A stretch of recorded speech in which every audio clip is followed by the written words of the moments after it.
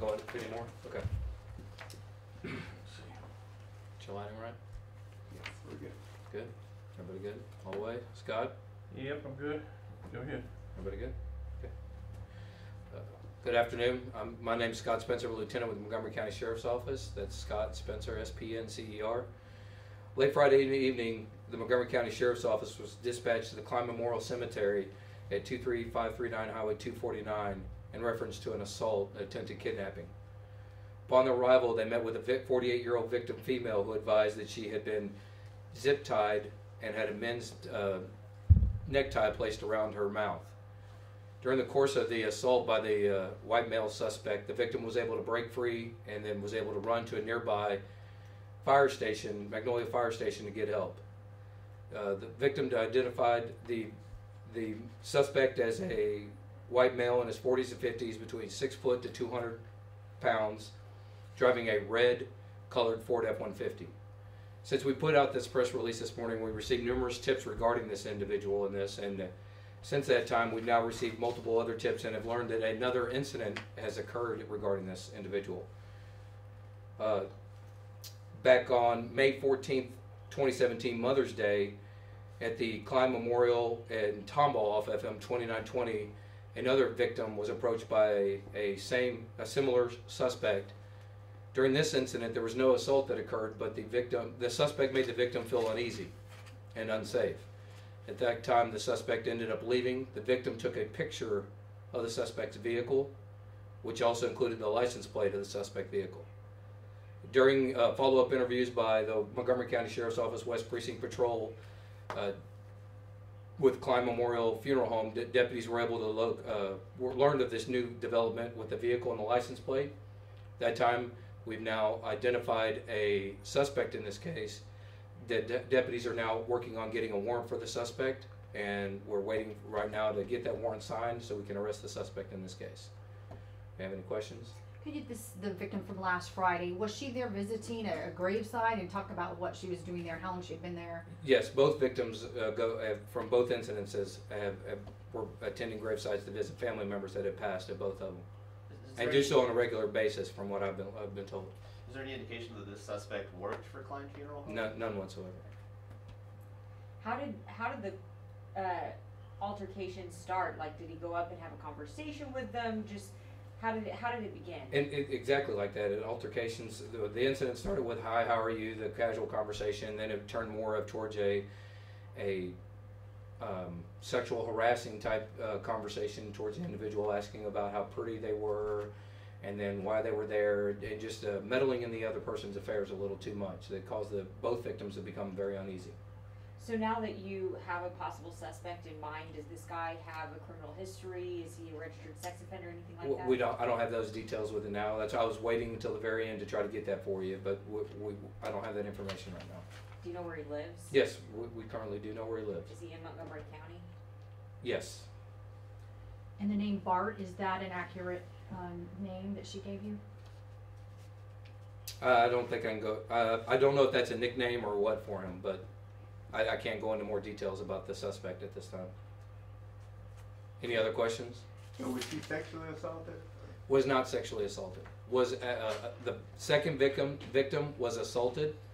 A gun was brandished by the suspect, along with a taser, but was not sexually assaulted. In the first incident, there was no assault that was occurred. It was more of an unsafe feeling that the first victim felt.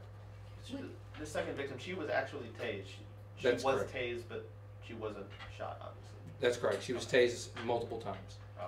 We've been out to this scene, and there's not a lot out there. There's a wooded area. For her to be able to escape from him and run through the woods, did he chase her at any point or try to follow her? No, from what we can learn from the victim, we believe that the suspect became tired. The victim continued to fight, wasn't going willingly. The suspect had to carry the victim a long ways from the scene and became fatigued with her fighting, and eventually we believe he just gave up. What do you think about? I mean, this is just crazy sounding. I feel like people are going to be watching this thinking like, my goodness, this happened here in this area. I mean, what can you say about that? It's very troubling. We just it's very alarming, but we stayed on top of it and we got to the bottom of it as fast as possible.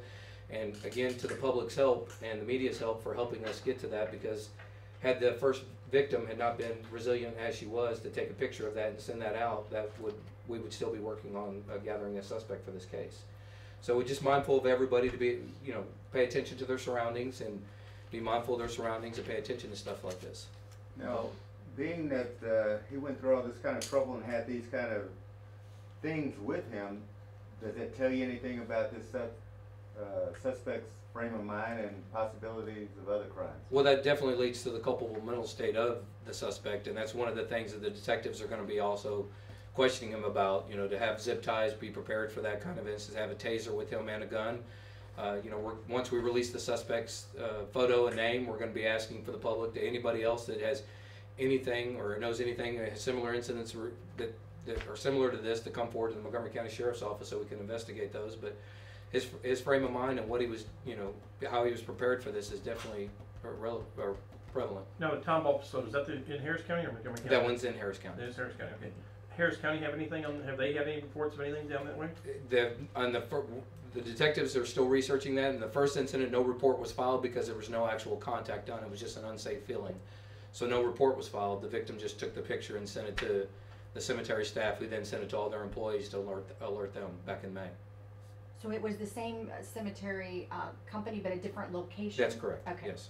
And do any of them have security or surveillance video that's of any help to you? Not at this time, I don't know, actually. And not out in the cemetery, I don't believe, but up towards the front of the buildings they do, but not out in the graveyards areas. Now, the earlier incident on Mother's Day, that was the cemetery on 2920 or on 149, on 249? 2920. On the 2920 facility, okay.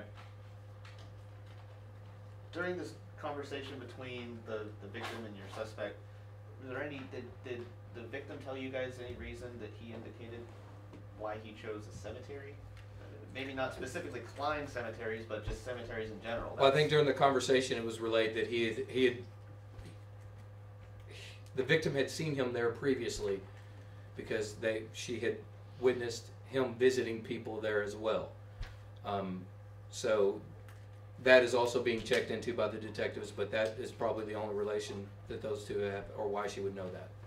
So you're basically asking anyone that, either one of the cemeteries, or any of the cemeteries that saw that vehicle to... A red Ford F-150 with the white male suspect that we provided.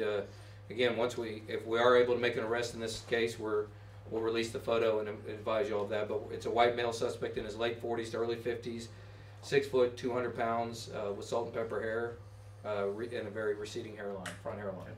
Are you guys at all worried that he's going to be a flight risk at any? Not at this time, we're not. Can you give, I guess, a few women tips to viewers at home on what they can do if these women were able to fight? Well, yeah, I mean, our sheriff's office, along with others, offer classes that help women and prepare for these things through. We have a class here called RAD, that self-defense class for women that can help prevent against rape. Well, in those classes, those instructors are by far better experts than me at teaching these things, but it's the biggest concern for most women or most people is to pay attention to your surroundings. Be cognizant of where you're at. This occurred at a cemetery at 8:30, 8:30 at night, in those areas. So be cognizant. The more people you have around with you, more friends that you have with you and stuff, that makes a difference, and that'll turn a predator away. He won't be more aligned to do it if you have multiple people with you. Don't be so focused on your cell phones when you're walking and paying attention. Pay attention to your surroundings. We see so much of that where people didn't pay attention to anything around them. On Mother's Day, what was that, around 8:30 as well? I have to check into that as well. I have to speak to the victim to find out. How is the second victim doing? Oh, she's fine. Obviously, she's a little upset, traumatized by the incident, but she's fine. I think she's going to feel a lot better once we feel that an arrest has been made in this incident. But yes, she's doing good considering. What kind of charges are you looking at, or what type of warrants you trying to get right now? We're looking at hopefully being aggravated assault with a deadly weapon. Now, with them taking anything on kidnapping or anything? Well, right now we're going to do that initial charge to get them in here, and then we'll look at additional charges for any other incidents, and including up to the second incident as well. Additional charges on top of the aggravated assault. Okay. And for y'all that aren't aware of, this is Captain Franklin. He's the captain over the West Precinct where the cemetery and the incident occurred in. It's his jurisdiction, his area. Any other questions? No? I'll send out a press release on the updated information if we're able to make an update, okay? Yeah, Yeah, hopefully it'll be- if you hear. I know anything, y'all just would want about about the- 5. Well, more than that, just if you do find out, you know, even before you can release a name, if he's got a criminal history or something Okay. like this before, that would be great. Okay. Scott, one other thing, if the suspect happens to be watching this or seeing this, what do you say to him? Just contact y'all, turn himself in? That's correct. If you know that you did it, you might as well go ahead and call us because we're coming for you. Yep.